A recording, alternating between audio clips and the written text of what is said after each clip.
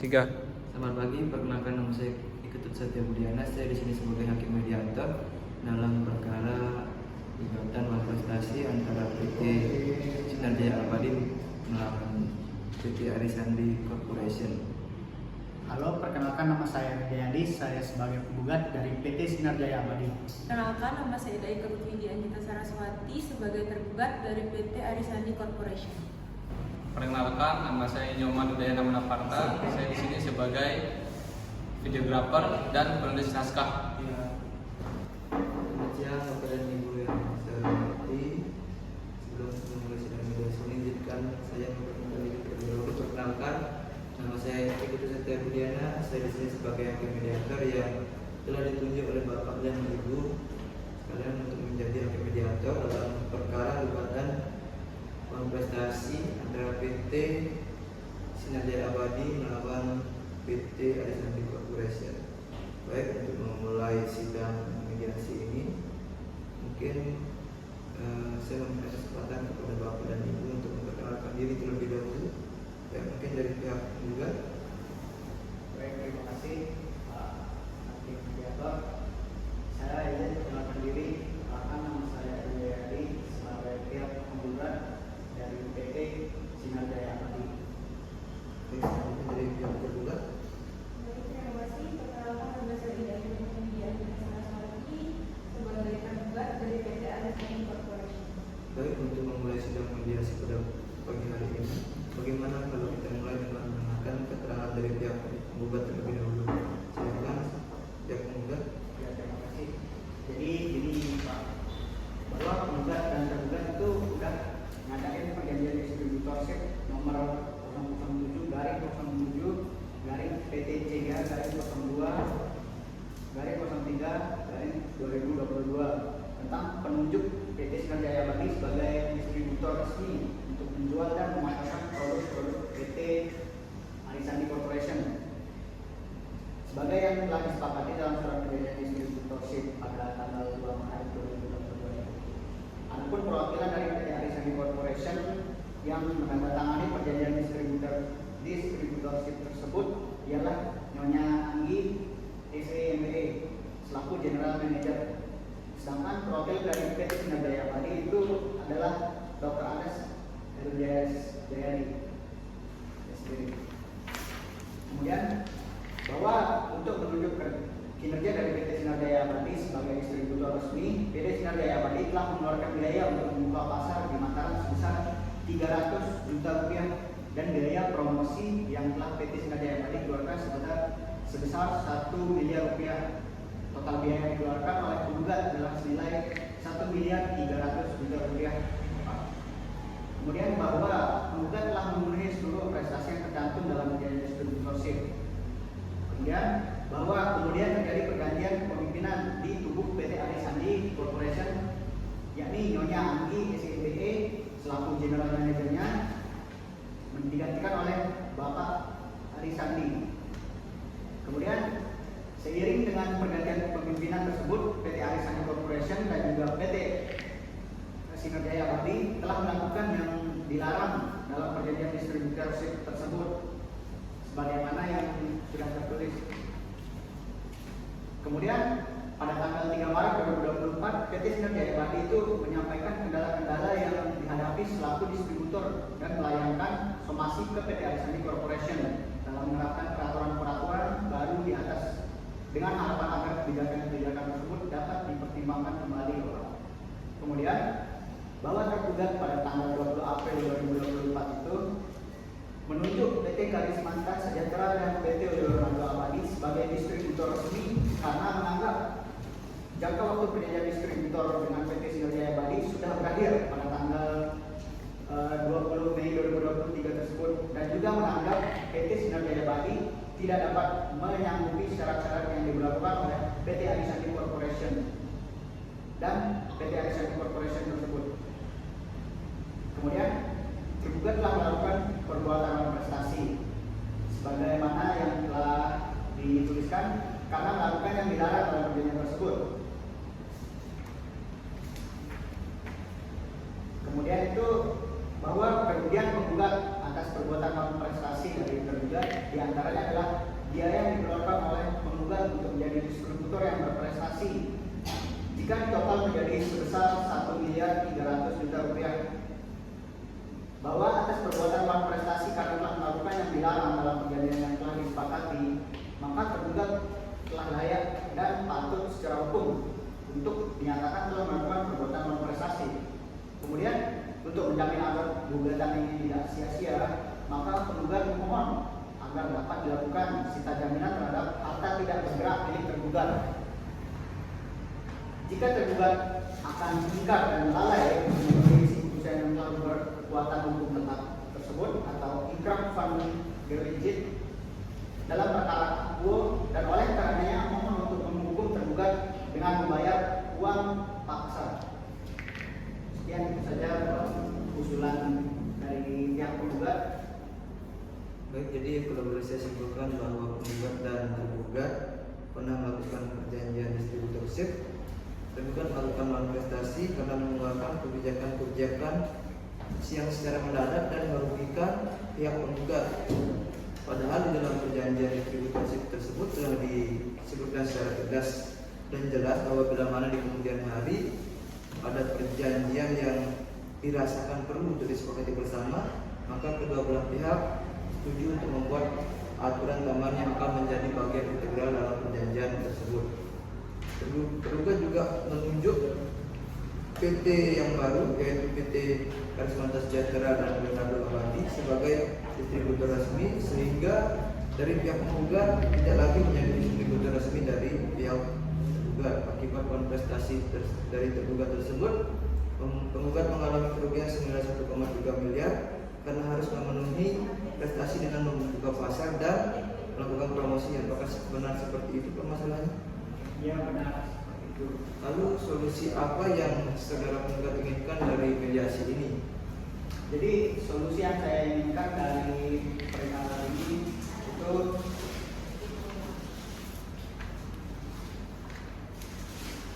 saya bacakan sebentar, Pak. Jadi solusi yang saya inginkan itu adalah penggugat akan bersedia berdamai dengan tergugat apabila dalam perdamaian itu dibuat dan disusun dalam suatu akta perdamaian. Kemudian dengan kesepakatan perdamaian antara kedua belah pihak dengan syarat tertentu tersebut, kemudian pada prinsipnya klien kami membuka diri untuk menyelesaikan perkara ini secara musyawarah dan kekeluargaan dengan syarat pihak tergugat itu bersedia membayar mengganti kerugian yang diderita oleh penggugat selama ini. Kemudian dari total kerugian yang ditimbulkan oleh akibat perbuatan dari prestasi dari PT Arisani Corporation itu ialah sebesar 1.300.000.000 dan penggugat meminta kepada tergugat untuk membayar kerugian yang dialami penggugat sebesar 1.300.000.000 rupiah tersebut. Kemudian jika tergugat tidak mau membayar kerugian dari penggugat tersebut sebesar 1.300.000.000, maka penggugat bersedia damai dengan tergugat apabila penggugat tetap dijadikan distributor resmi tergugat tanpa diterapkan kebijakan baru tersebut.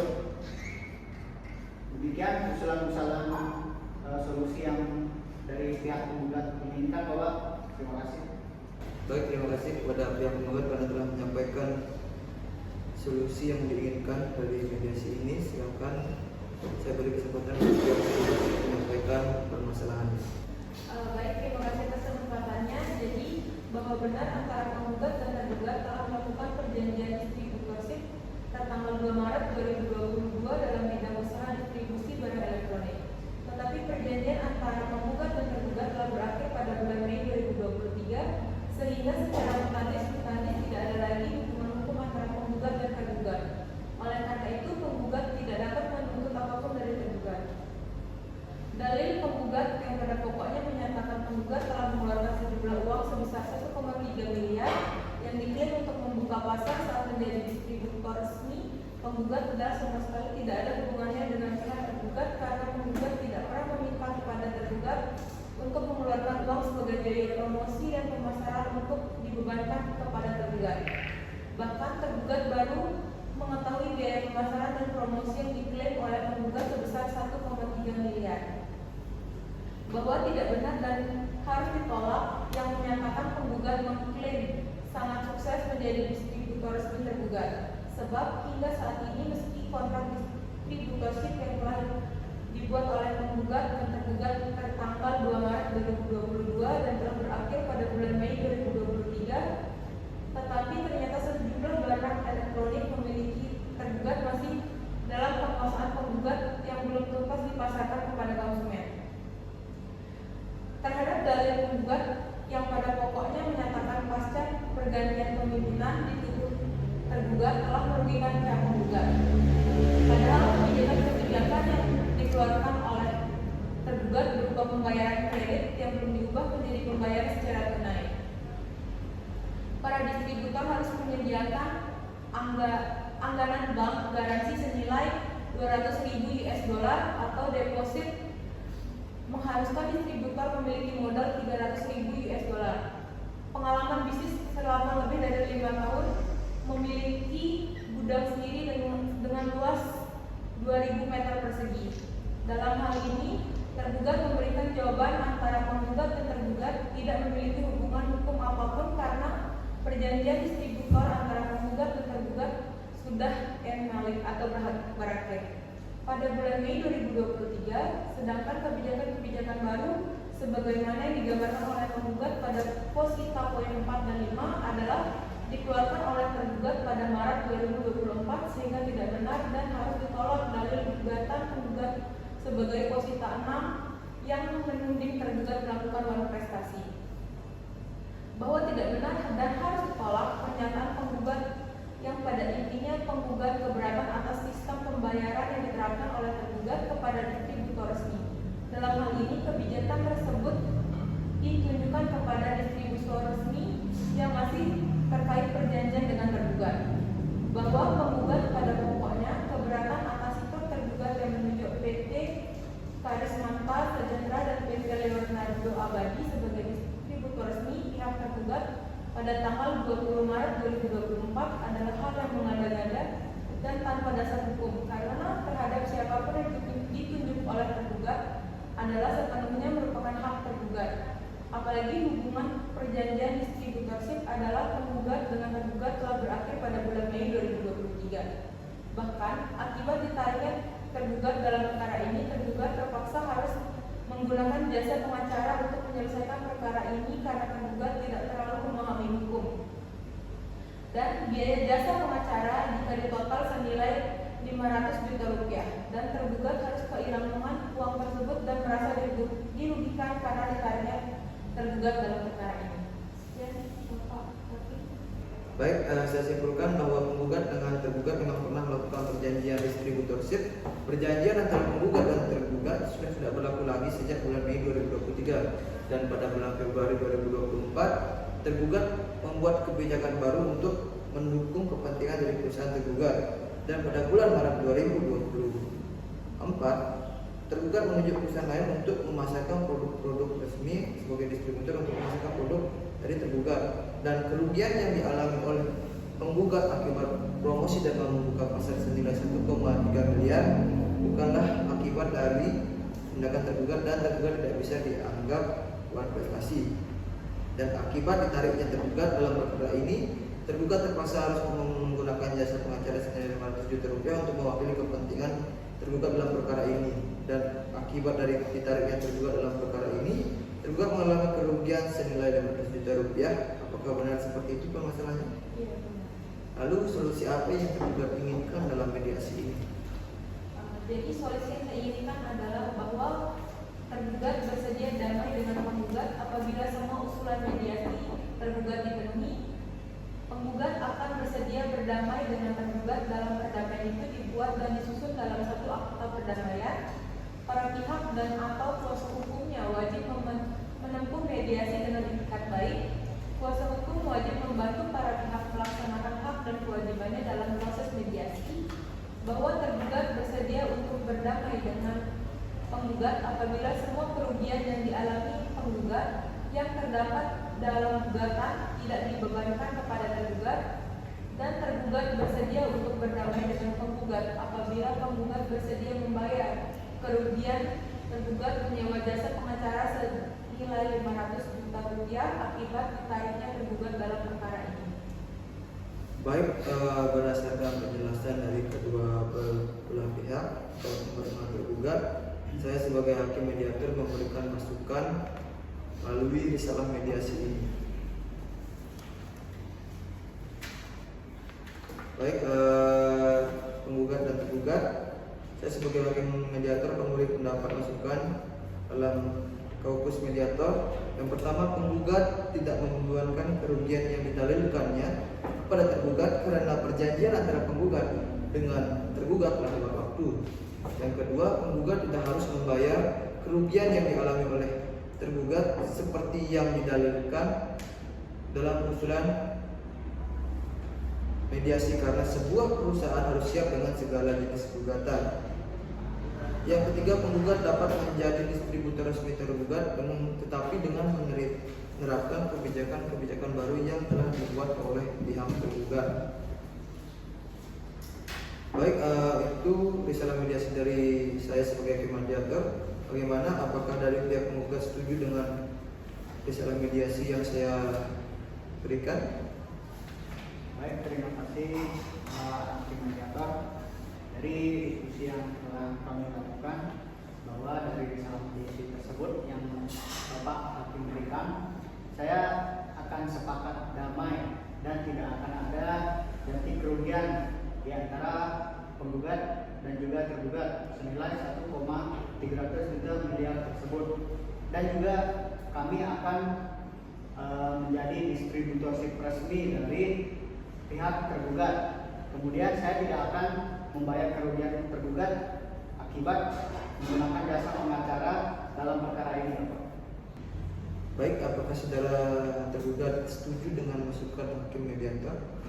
Baik, kami setuju pada usulan hakim mediator karena perjanjian yang dibuat sudah lewat waktu dan kami tidak perlu membayar kerugian yang disebut penggugat, dan kami tetap bisa menerima kerjasama dari penggugat sesuai dengan usulan hakim mediator.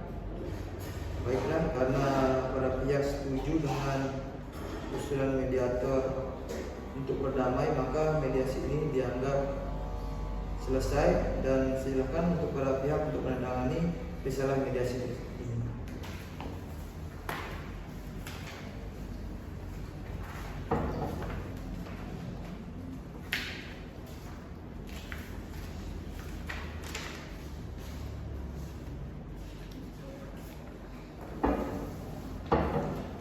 Pihak penggugat.